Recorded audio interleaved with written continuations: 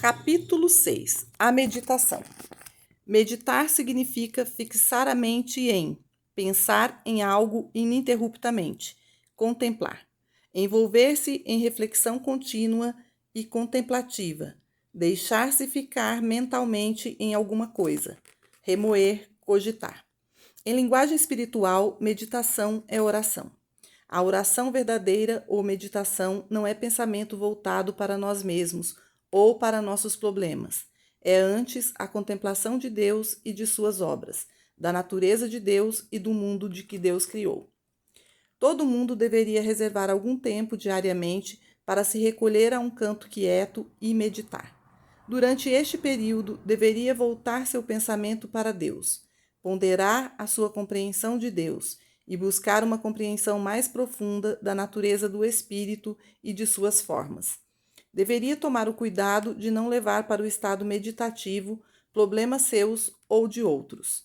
Este é um momento especial, à parte, dedicado e consagrado à reflexão sobre Deus e seu universo. Deus é a alma e a mente de todos os indivíduos, e por isso é possível a todos nós sintonizarmos com o reino de Deus, receber as divinas mensagens e promessas e os benefícios do amor infinito. A graça de Deus que recebemos nestes momentos de meditação ou oração se nos torna tangível na forma de preenchimento das chamadas necessidades humanas. Se, porém, nós não abrirmos a nossa consciência para recebermos a compreensão espiritual, não teremos de ficar surpresos se não experimentarmos nenhum bem espiritual na vida cotidiana. E não há outro caminho para abrirmos nossa consciência para o reino da alma a não ser pela meditação ou oração, através da contemplação das coisas de Deus. Tu manterás em perfeita paz aquele cuja mente está fixada em ti. Durante o dia todo, nossos pensamentos estão voltados para as atividades da vivência humana, nos cuidados e deveres para com a família, nos ganhos necessários ao sustento, nos negócios sociais e comunitários, e, por vezes, até nos grandes negócios de Estado. Não é, pois, natural que o homem, que durante o dia ou ao anoitecer, nos disponhamos a nos retirar por um tempinho para as profundezas de nossa consciência, que é o templo de Deus, e aqui nos envolvermos com as coisas de Deus? E, acima de tudo, temos de desenvolver o sentido de receptividade, de modo a nos tornarmos sempre mais cientes da presença real de Deus em seu templo sagrado, que é a nossa consciência. No lugar secreto do Altíssimo, do Santo dos Santos, que é a nossa própria consciência profunda, nós recebemos a iluminação, a direção, a sabedoria e o poder espiritual. Na confiança e na quietude estará a vossa força. Quando aprendermos a ouvir a pequena voz silenciosa, o Espírito de Deus abre nossa consciência para o reconhecimento imediato do bem espiritual. Somos então preenchidos com as divinas energias do Espírito.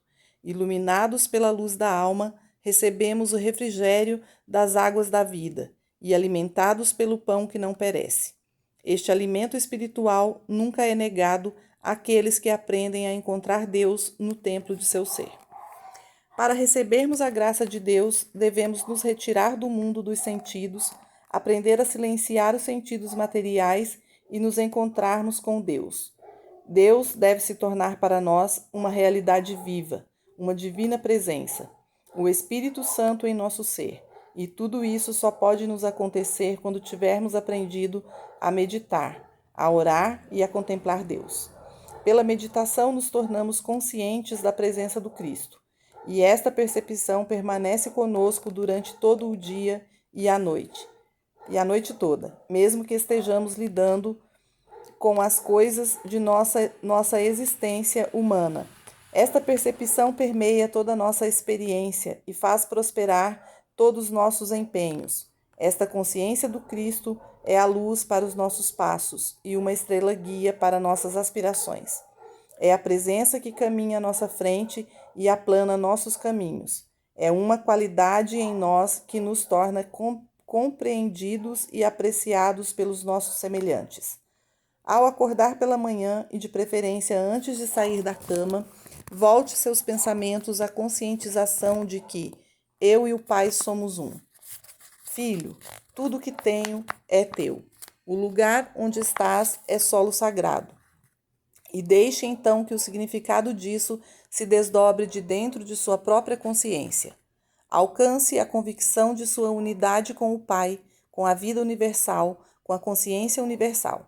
Sinta a infinitude do bem dentro de você, que é a evidência da sua unidade com a infinita fonte de seu próprio ser. Então, logo sinta uma emoção, um estado de paz profunda ou uma onda de vida divina, levante-se e faça os preparativos físicos para o seu dia. Antes de sair de casa, sente e pondere sobre sua unidade com Deus. A onda é uma com o oceano, indivisível e inseparável do oceano como um todo. Tudo que o oceano é, a onda é. E todo o poder, a energia, toda a força, toda a vida e substância do oceano estão expressas em cada onda. A onda atinge tudo o que está sob si mesma, pois que a onda é de fato o oceano, assim como o oceano é a onda. Uno, inseparável, indivisível. Notemos aqui um ponto importante. Não há um lugar onde uma onda termine e outra onda comece, de modo que a unidade da onda com o oceano subentende a unidade de uma onda com a outra. Do mesmo modo que a onda é una com o mar, assim somos um com Deus. Nossa unidade com a vida universal constitui nossa unidade com cada expressão individual desta vida. A unidade com a divina consciência é a unidade com toda a concepção desta consciência. Assim como a infinitude de Deus brota através de você para abençoar todos aqueles com quem se relaciona, lembre-se de que também transborda de todos os outros indivíduos sobre você. Ninguém compartilha com você qualquer coisa que seja seu mesmo, pois tudo o que tem é do Pai. Assim também tudo o que você tem é do Pai, e você o compartilha com o mundo. Você é um com o Pai, com a consciência universal, e é também um com toda a ideia espiritual abarcada por esta consciência. Se pudermos apanhá-la, esta é uma ideia poderosa. Significa que o que é do seu interesse o é também para todos os indivíduos do mundo. Significa que aquilo que é interesse dos outros o é também para você. Significa que não temos interesses separados uns dos outros, e mesmo que não temos interesse separado dos de Deus, significa de fato que tudo que o Pai tem é também nosso, e tudo que nós temos é para o benefício de todos, e o que os outros têm é também para nosso benefício, e tudo isso para a glória de Deus. Esta ideia deve desdobrar de dentro de nós de maneira própria. Deve, aos poucos, dia após dia, assumir formas diferentes e sempre com significados maior por causa da infinitude da consciência. Pode observar como uma árvore tem muitos ramos, e como cada ramo, um com o tronco, e por isso é um com a raiz, e a raiz da árvore é um com a terra, e retira dela tudo o que a terra tem a oferecer. E além disso, que cada ramo não só é um com a árvore toda, mas também com cada outro ramo, como partes interligadas do todo. Ao ponderarmos esta ideia de nossa unidade com Deus e com cada conceito individual do Espírito, surgirão em nós novas ideias, novas imagens e símbolos originais. Terminando esta meditação matinal, acharemos que sentimos realmente a presença de Deus dentro de nós. Sentiremos de fato a divina energia do Espírito. Sentiremos surgir uma vida nova dentro de nós, e isso nos levará ainda a outros pensamentos.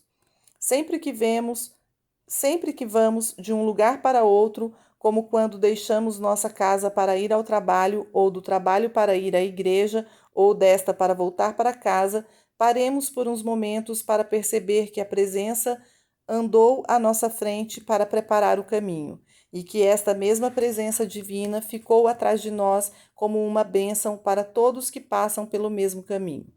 No início, poderemos esquecer de fazer isso diversas vezes ao dia, mas exercitando nossa memória, isso se tornará provavelmente uma atividade habitual em nossa consciência.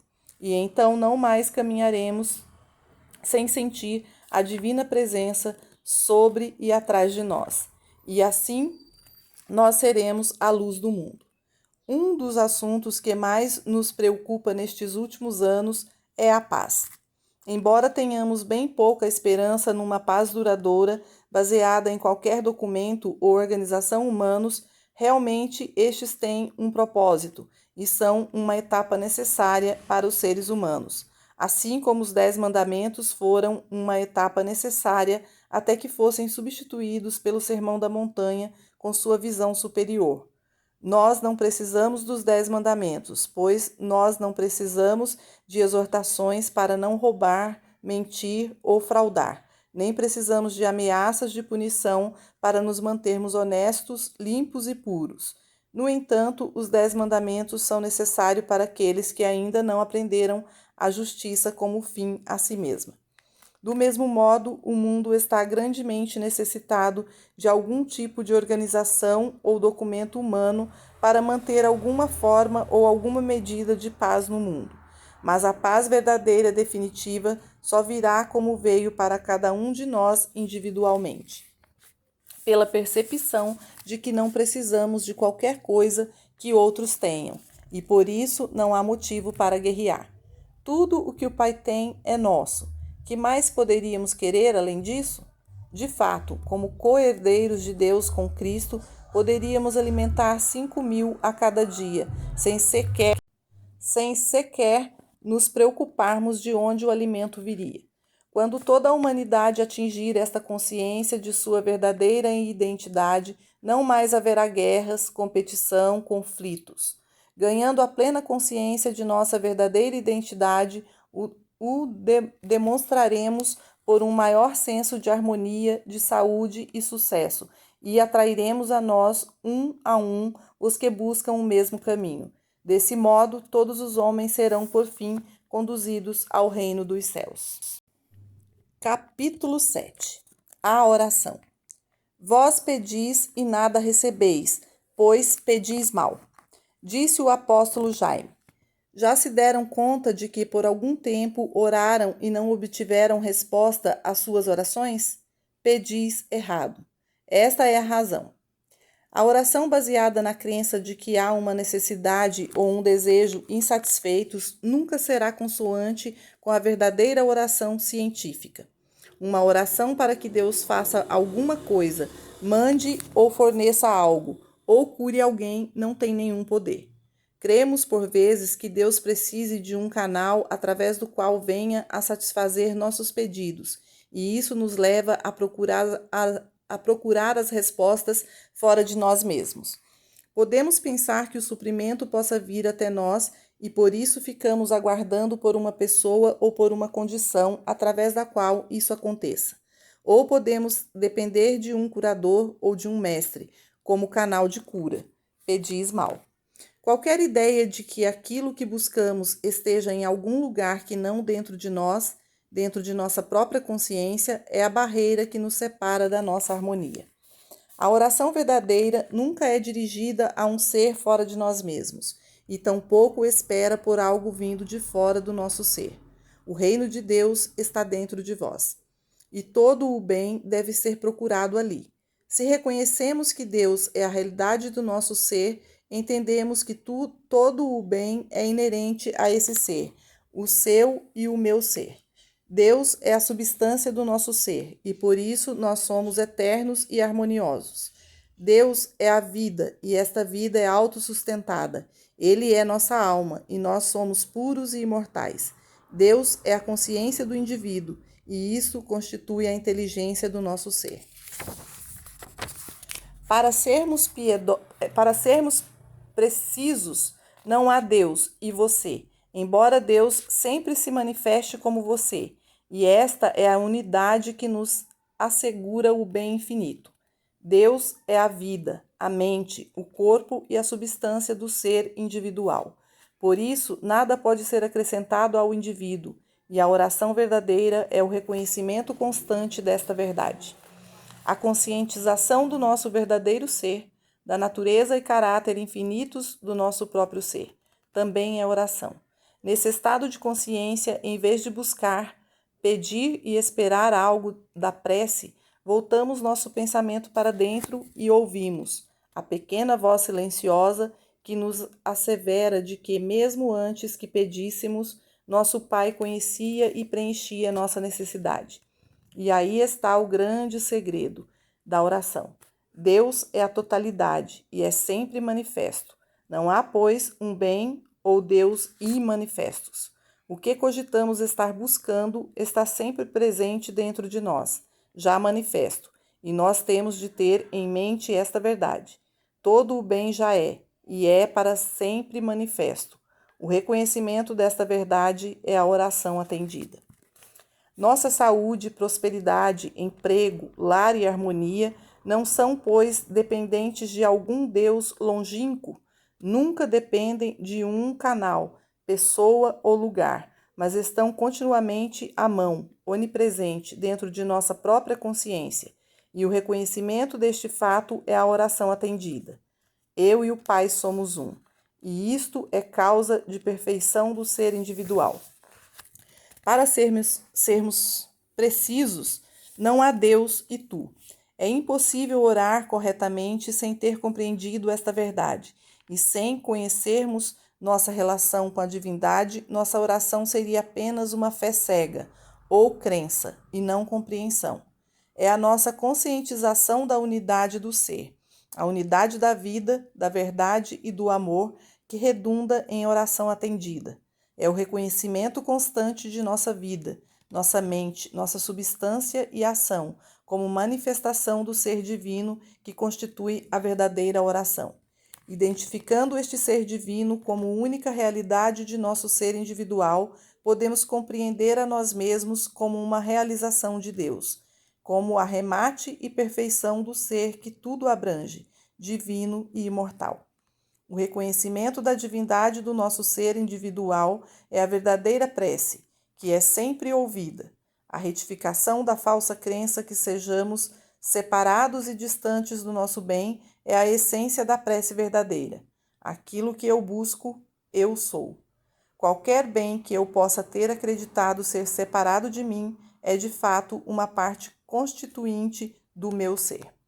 Eu incluo, personifico e envolvo dentro da minha própria consciência profunda a realidade de Deus, que constitui a infinitude da saúde, da prosperidade e da harmonia do meu ser. A conscientização desta verdade é a verdadeira prece. Apesar dessa totalidade de Deus, expressa como seres individuais perfeitos, aparecem constantemente na vida humana aqueles males que solicitam nossa compreensão da prece. Qual é a natureza do erro, do pecado e da doença? Como pode haver tais coisas, sendo Deus a totalidade? Tais coisas não podem ser e de fato não são, apesar das aparências de dor e de discórdia e de sofrimento. A Bíblia nos revela a verdade básica do ser, ou seja, que Deus viu tudo o que tinha feito e viu que era muito bom. Nesta perfeição que Deus criou, não há profanação, ou algo que seja mentira, e não há outro princípio criador. Torna-se assim claro que aquilo que tem a aparência de erro, de pecado, de doença, dor e discórdia não passa de ilusão, de miragem, de nada. Lembremos então, na nossa prece, que Deus criou tudo o que foi feito e neste universo de Deus existe apenas a presença total, o poder total de Deus, o amor divino, e por isso aquilo que agora nos parece erro é uma falsa representação da realidade.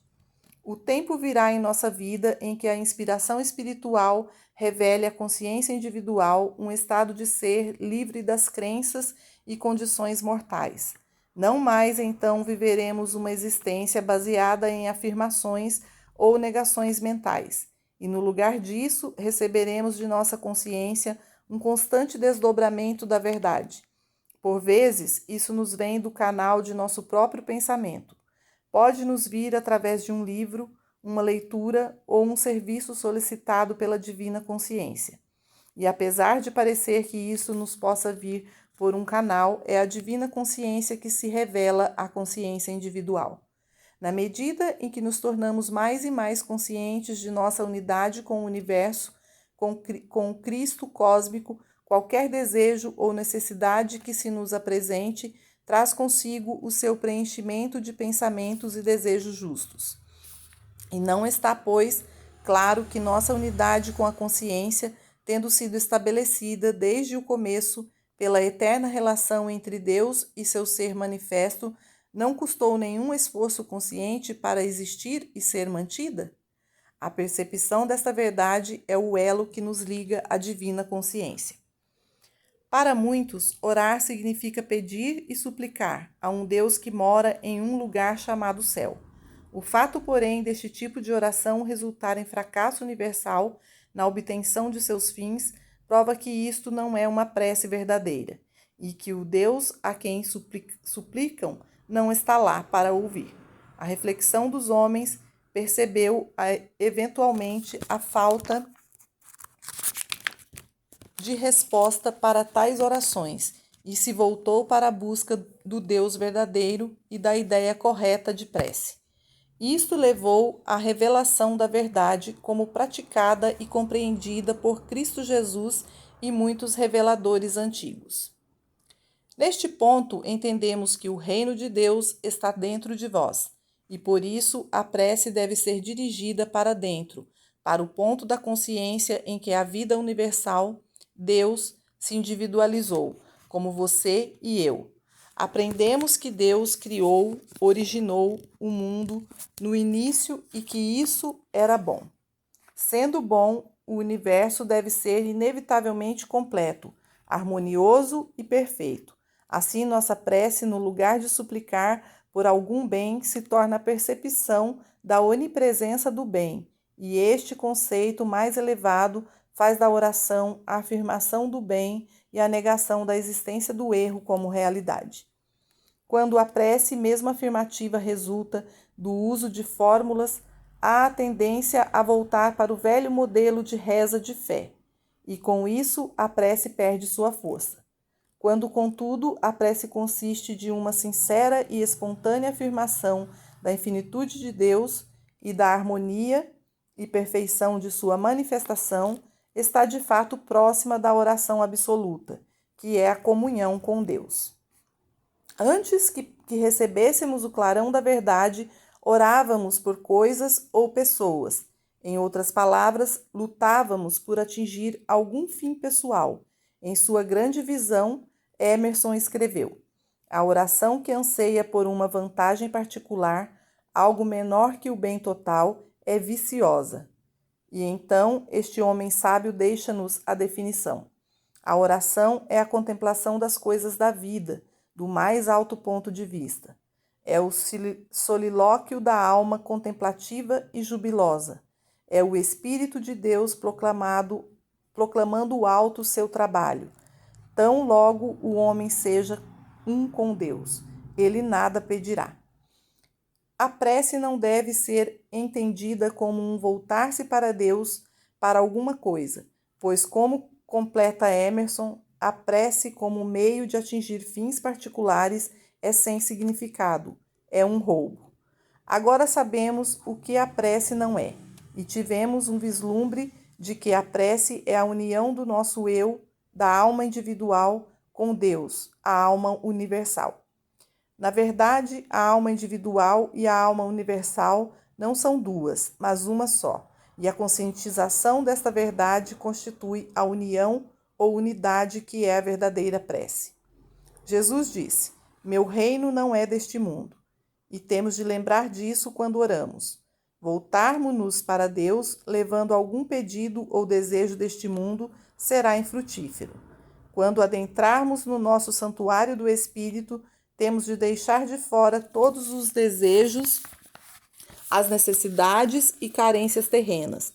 Temos de deixar este mundo e nos encaminhar para Deus com apenas uma ideia: a comunhão com Deus, a união a unidade com Deus. Não devemos orar para obter qualquer coisa, ou para mudar ou corrigir algo. A oração, que é união consciente com Deus, sempre redunda em harmonia, paz, contentamento e sucesso. Estas são as coisas dadas de acréscimo. Não é que o Espírito produza, corrija ou cure a matéria, ou o universo físico, mas ocorre que nós nos elevamos para um grau de consciência mais alto, onde há menos matéria, e por isso menos discórdia, menos desarmonia, doença ou carência. A comunhão com Deus é a verdadeira oração. É o desenvolvimento na consciência individual de sua presença e poder, e isso nos torna todos completos. A comunhão com Deus é, na realidade, ouvir a pequena voz silenciosa. Nesta comunhão ou oração, não proferimos palavras para Deus, mas a conscientização da presença de Deus é uma comunicação da verdade e do amor que vem de Deus até nós. É um estado de ser abençoado, que jamais nos deixa no ponto em que nos encontrou. Capítulo 8. A cura metafísica. As curas sempre ocorrem na medida de nossa compreensão da verdade sobre Deus, sobre o homem, a ideia e o corpo. A cura nada tem a ver com alguém externo, chamado de paciente. Quando alguém pede uma ajuda ou cura espiritual, termina aí o papel que desempenhava, até que nos alerte de sua chamada cura. Nós não nos preocupamos com o assim chamado paciente, com sua solicitação, com a causa da doença ou com a sua natureza, nem com seus pecados ou medos. Estamos apenas interessados na verdade do ser, a verdade de Deus, do homem, da ideia e do corpo. A atividade dessa verdade em nossa consciência é o Cristo, o Salvador, ou a influência curadora. O fracasso na cura resulta de grande falta de compreensão da verdade sobre Deus. O homem, a ideia e o corpo, e essas noções erradas têm sua origem principalmente nas crenças religiosas ortodoxas, ainda arraigadas em nosso pensamento. Só poucos se apercebem de quanto foram cegos pela ortodoxia supersticiosa. Só há uma resposta à pergunta crucial: que é Deus? E a resposta é: eu sou. Deus é a mente e a vida do indivíduo. Qualquer defesa mental ou reserva íntima do indivíduo resultará certamente em fracasso. Existe apenas um eu universal, quer seja dito por Jesus Cristo ou por um João qualquer. Quando Jesus disse: aquele que vê a mim, vê aquele que me enviou, revelou uma verdade ou princípio universal, e isto é insofismável. Ou entendemos essa verdade ou não a entendemos. E se você não a entendeu, não precisa nem procurar outras razões para o fracasso na cura. A revelação de Jesus Cristo é clara. Eu sou o caminho, a verdade e a vida. Se você não puder aceitar isso como um princípio e por isso como a verdade sobre você mesmo e sobre os demais indivíduos, não terá o alicerce sobre o qual se apoiar. A verdade é que Deus é a mente e a vida do indivíduo. Deus é o único eu. A seguir surge a questão: que é o homem? E a resposta é que o homem é ideia, corpo, manifestação. Meu corpo é ideia ou manifestação. E assim também meu negócio, meu lar e minhas posses existem como ideia, como manifestação ou expressão. Por essa e não por outra razão, meu corpo é a exata imagem e semelhança de minha consciência e reflete ou exprime as qualidades, o caráter e a natureza de minha própria consciência de ser. Chegados, pois, a este ponto, entendemos que eu sou Deus, que Deus é a mente e a vida do indivíduo, que o corpo existe como ideia de Deus. Deus, ou o eu sou, é universal, infinito, onipotente e onipresente. Por isso, a ideia de corpo é igualmente indestrutível, perecível e eterna. Nunca nasceu e nunca morrerá. Nunca serei privado da percepção consciente de meu corpo e por isso nunca estarei sem meu corpo. Quando olhamos para o mundo com nossos olhos, não vemos nosso corpo. Não vemos essa ideia divina e infinita chamada corpo. O que vemos é um conceito, mais ou menos universal desta ideia. Quando vemos um corpo saudável, uma bela flor ou árvore, estamos vendo um conceito bom da ideia de corpo, árvore ou flor.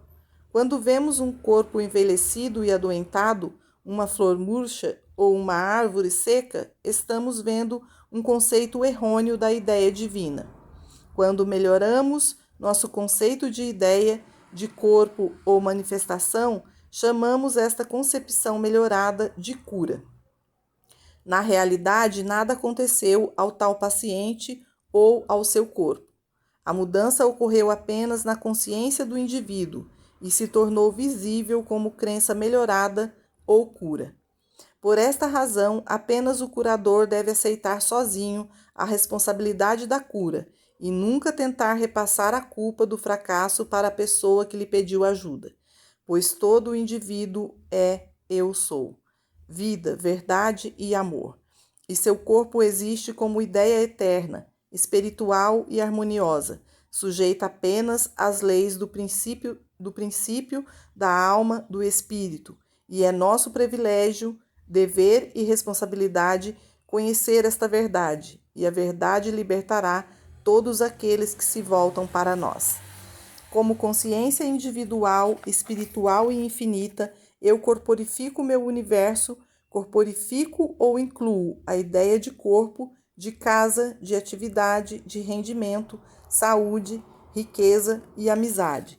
E estas são sujeitas apenas às leis espirituais e à vida. O corpo não age sozinho. Ele é governado harmoniosamente pelo poder espiritual. Quando o corpo parecer discordante, inativo, superativo, instável ou aflito por dores, sempre há a ideia subjacente a isso, de que ele possa agir sozinho, que tenha o poder por si de se mover ou não, de sofrer, de doer, de adoecer ou de morrer. E isto não é verdade. Ele não dispõe da atividade ou inteligência própria. Toda a ação é espiritual, portanto, ação boa e onipotente. Quando reconhecemos esta verdade, o corpo responde ao conhecimento ou compreensão da verdade. Nenhuma mudança ocorre no corpo, pois o erro nunca esteve nele. O que muda completamente é o conceito de verdade que é, que foi e que sempre será. Lembremos aqui de que não há nenhum paciente externo, nenhum corpo fora daqui a ser curado, melhorado ou corrigido. Trata-se sempre de uma falsa ideia ou crença no pensamento do indivíduo de que deve ser corrigida.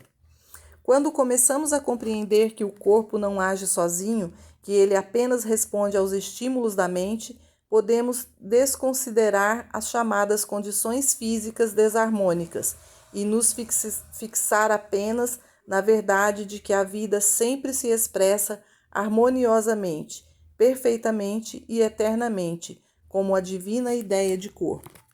A compreensão de que eu sou, consciência espiritual, individual e infinita, que corporifica toda a ideia correta e a governa com harmonia, nos trará saúde, harmonia, lar, emprego, reconhecimento, paz, alegria e domínio.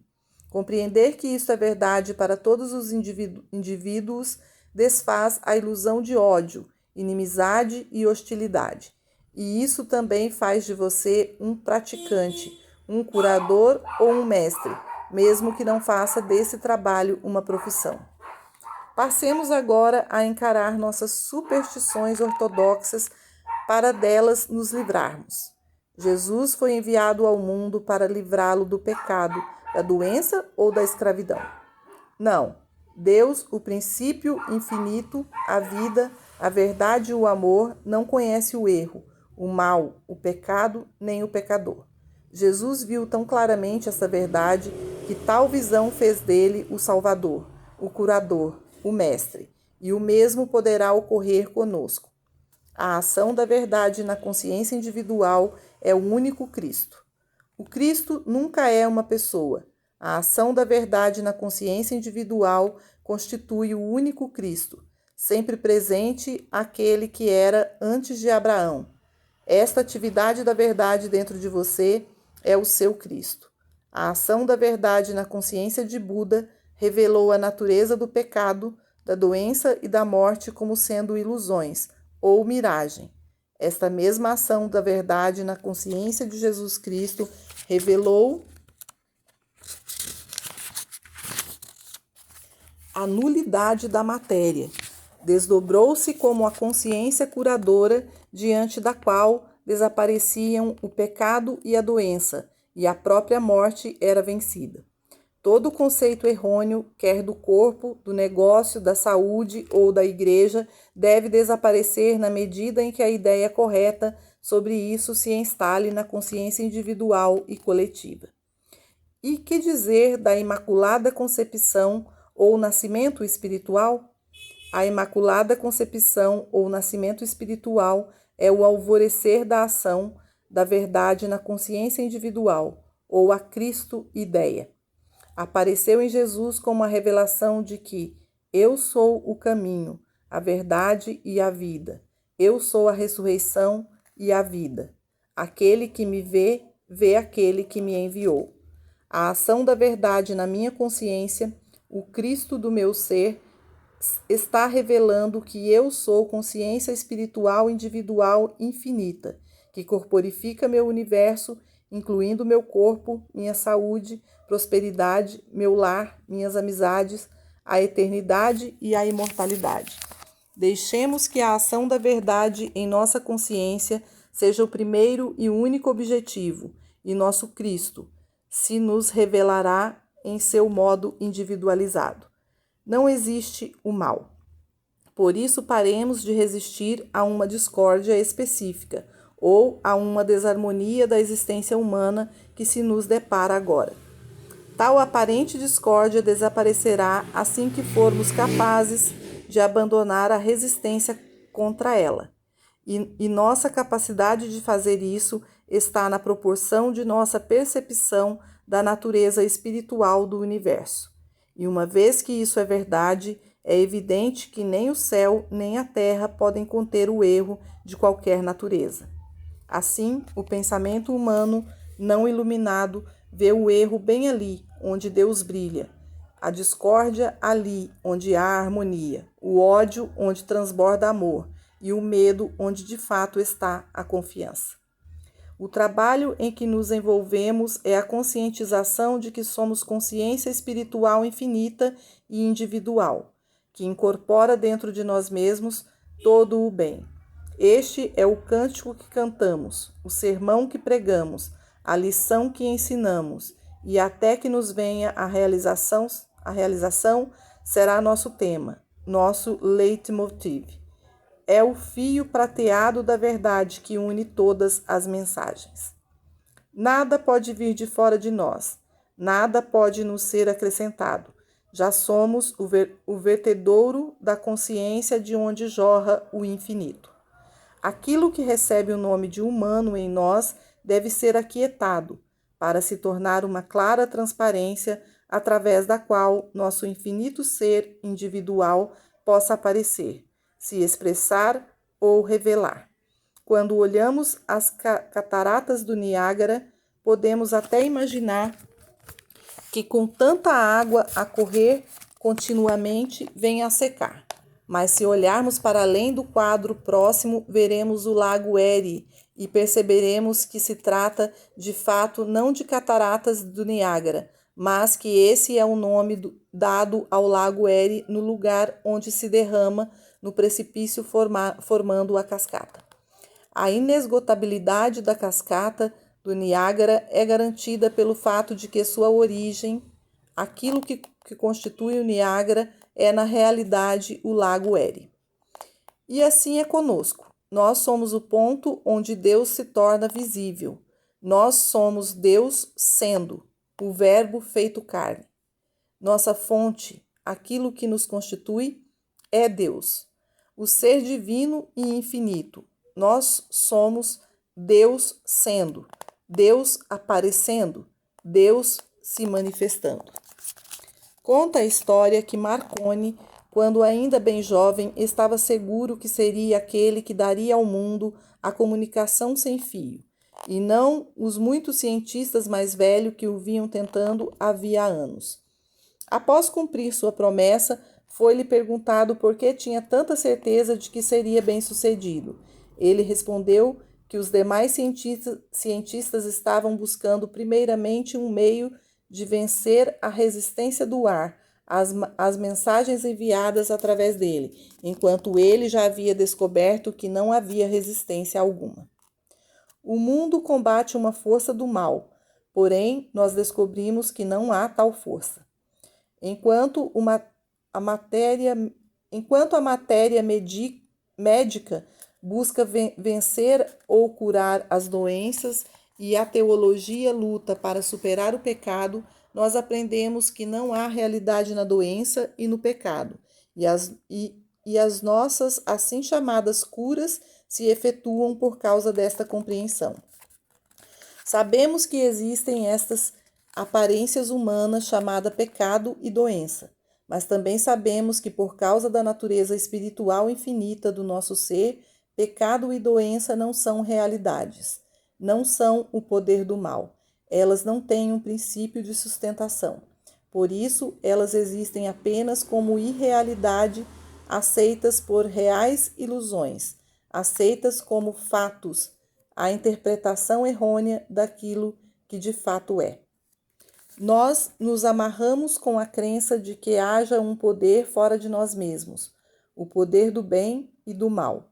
Todo o poder foi dado a nós, e este poder é sempre bom, por causa da fonte infinita de onde emana. O reconhecimento deste grande fato nos traz uma paz e uma alegria indivisíveis, mas sentidas por todos aqueles que entram na esfera de nosso pensamento. Isso nos torna amados, traz o reconhecimento e a recompensa. Garante-nos um lugar no coração dos homens e se torna a base de infindável boa vontade. Sempre que se defrontar com um problema, independentemente de sua natureza, busque a solução dentro de sua própria consciência. Em vez de correr de um lado para o outro, de buscar uma resposta com esta ou aquela pessoa, em vez de buscar a solução fora de si mesmo, volte-se para dentro, na quietude e no silêncio de sua própria mente. Deixe que a resposta para o problema brote por si mesma. Se fracassar uma, duas ou três vezes, tendo se voltado para a paz de seu reino interior, em perceber a resposta como um todo, tente de novo. Nunca será tarde demais, nem a solução aparecerá tarde demais. Quando aprendemos a nos tornar dependentes deste meio para lidar com nossos problemas e nossas experiências, nos tornamos cada vez mais hábeis em reconhecer rapidamente a revelação da harmonia por parte de nossa mente. Por tempo demais, buscamos nossa saúde, nossa paz e prosperidade fora de nós mesmos. Voltemo-nos agora para dentro e aprendamos que aqui, no reino de nossa consciência, nunca há fracasso ou desapontamento, nem tampouco nos depararemos com delongas ou traições. Sempre que encontramos a calma de nossa própria alma e a presença do princípio que guia, que protege e governa e ampara cada passo de nossa jornada. Não nos surpreendamos, pois, quando se nos revelar a grande verdade de que nossa consciência é todo-poderosa e é o único poder que atua nos nossos negócios, que controla e também nossa saúde, que nos dá a percepção e a orientação necessária ao nosso sucesso em todos os caminhos da vida. Isso o espanta? Não é de admirar. Até agora acreditávamos que houvesse algures, um poder deífico, uma presença suprema que, se pudesse ser encontrada, nos ajudaria e até curaria nossos corpos de seus males. Torna-se agora claro para nós que a Deus consciência é a própria consciência do indivíduo e a onipotência e onipresença que nunca nos deixará e nunca nos abandonará, mais próxima que nosso próprio alento. Não precisamos dirigir-lhe preces, fazer-lhes pedidos ou buscar de algum modo o seu favor. Basta-nos este reconhecimento, que leva à completa percepção desta verdade. A partir de agora, podemos relaxar e sentir a segurança desta presença constante e o poder desta consciência iluminada. Agora podemos dizer: não temerei aquilo que um homem possa me fazer. Não mais recearemos condições ou circunstâncias aparentemente externas ou fora do nosso controle. Sabemos agora que tudo o que possa se tornar conhecido em nossa vida, ocorre de fato dentro de nossa consciência e, por isso, sujeito à sua direção e controle. Tampouco esqueceremos a profundidade do sentimento que acompanha esta revelação dentro de nós, assim como o sentido de confiança e coragem que imediatamente lhe vem a seguir. A vida já não é uma sequência de eventos problemáticos, mas uma jubilosa ascensão de fatos agradáveis.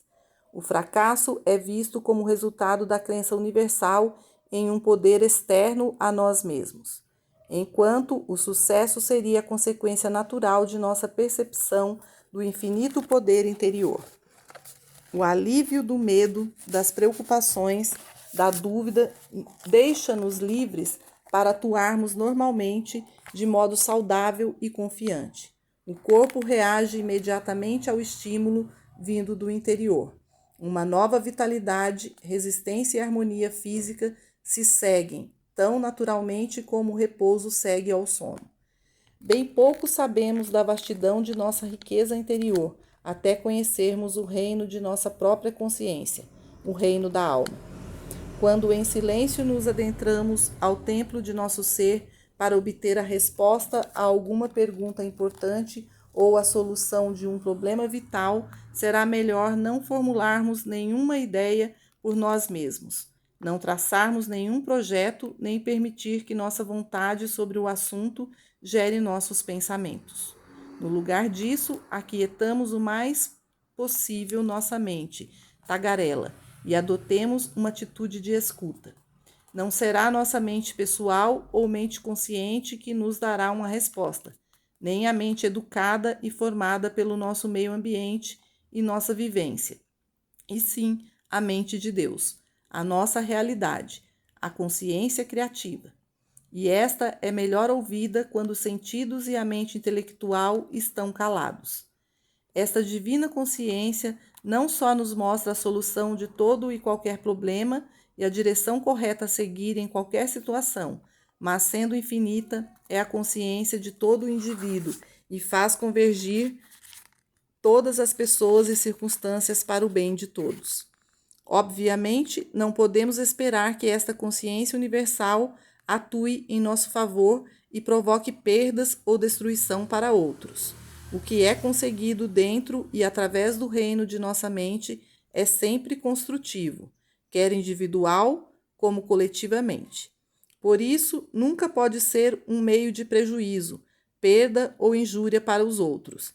E nós nem dirigimos nosso pensamento para os outros ou projetamo-lo para fora de nós em qualquer direção.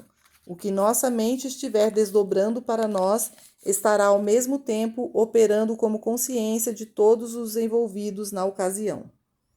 Nós nunca precisamos nos preocupar em encontrar alguma outra mente ou influenciar alguma pessoa. Lembremos de que a atividade da consciência, da qual somos uma manifestação, exerce sua influência sobre todos aqueles que podem estar afetados ou envolvidos na situação ou no problema. Não há problemas sem solução na consciência. E esta mesma consciência, que é a nossa consciência individual, é o único poder necessário para estabelecer e manter a harmonia de tudo o que nos diz respeito. É o nosso voltar para dentro que traz à luz as respostas que já existem. Nossa atitude de escuta nos torna receptivos à presença e ao poder dentro de nós. Nossos períodos de silêncio, de silente contemplação, revelam a força infinita e a energia construtiva, a direção inteligente que sempre habita em nós. Descobrimos, pois, em nosso reino mental, nossa lâmpada de Aladim. Em vez de esfregá-la e exprimir um desejo, nós voltamos para nosso interior em silêncio e ouvimos. E tudo o que for necessário para o sucesso e a harmonia da vida flui em abundância. Nós aprendemos a viver com alegria, saúde e sucesso, não em função de qualquer pessoa ou circunstância externa, mas por causa da influência e da graça internas de nosso ser. Já não há necessidade de tentar dominar nossos sócios ou membros de nossa família. A lei interior mantém nossos direitos e privilégios. Todo desejo bom de nosso coração é agora satisfeito sem conflitos, sem medo ou dúvida. Quanto mais aprendermos a relaxar e observar ligeiramente nossos desejos, mais rapidamente e facilmente serão satisfeitos. Não nos é solicitado que andemos sofrendo pela vida, ou que lutemos sem descanso por algum bem desejado. Embora tenhamos falhado em perceber a presença de uma lei interior capaz de determinar e manter nosso bem-estar material. De início, pode nos parecer estranho perceber que leis interiores governam eventos materiais, e pode parecer difícil de início alcançar o estado de consciência em que tais leis do nosso ser profundo se tornam expressões tangíveis.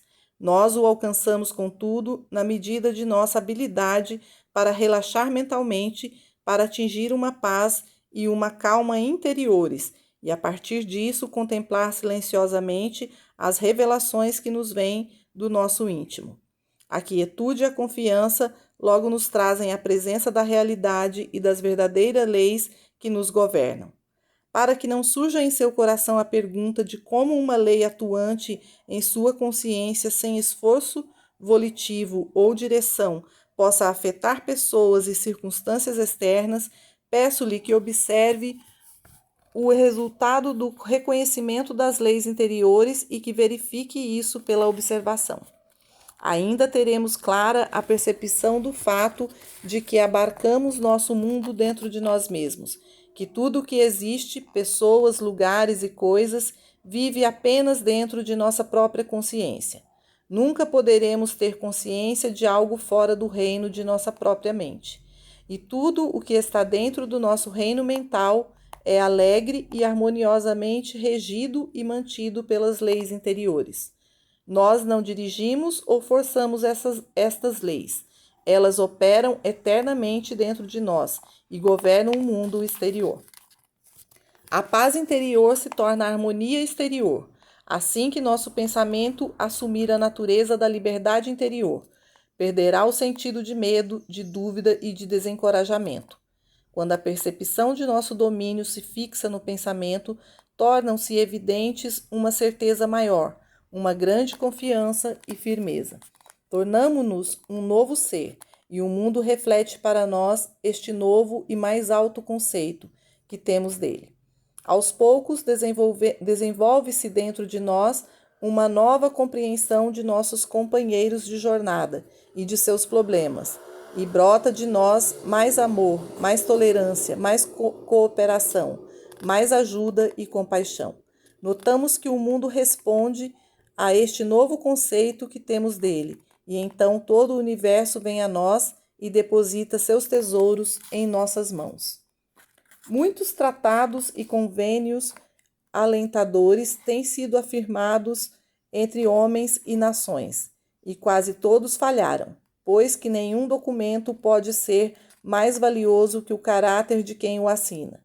Quando estivermos envoltos pelo fogo de nosso ser interior, não precisaremos mais de contratos e acordos escritos, pois fará parte de nossa natureza básica o ser honesto, justo, inteligente e gentil. E estas qualidades são encontradas em todos que vêm compartilhar nossa experiência no lar, no escritório, nas lojas e em todos os caminhos da vida. O bem manifesto em nossa consciência volta a nós numa medida sacudida, cheia e transbordante. Nesse novo estado de consciência, somos menos aborrecidos com as ações dos outros, menos impacientes com as suas insuficiências, menos incomodados com os seus erros. Do mesmo modo, em vez de sermos impedidos e limitados por condições externas, nós não as defrontamos, mas passamos por elas com quase nenhuma preocupação. Percebemos que algo dentro de nós rege nosso universo. Uma presença interior mantém a harmonia exterior. A paz e a quietude de nossa alma são a lei da harmonia e do sucesso do nosso dia a dia.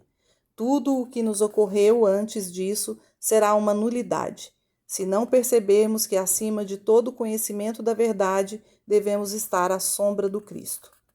Quando o Cristo penetra na consciência do indivíduo, o sentido pessoal de eu perde vigor. O Cristo se torna nosso ser verdadeiro. Não temos desejos, vontades ou poderes por nós mesmos. O Cristo estende sua sombra sobre nossa individualidade. Por vezes ainda percebemos em nossa bagagem este sentido de finitude, que tenta se reafirmar e mesmo dominar uma situação. Pois o bem que quero, não faço, e o mal que não quero, eu o faço. Disse Paulo. Deixemos, pois, claro que o eu pessoal não pode curar, ensinar ou dirigir com harmonia.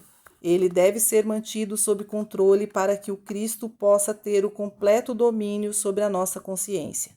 O trabalho que é feito com a letra da verdade, com declarações e os chamados tratamentos, é insignificante se comparado com aquele conseguido quando rendemos nossa vontade e nosso agir ao Cristo.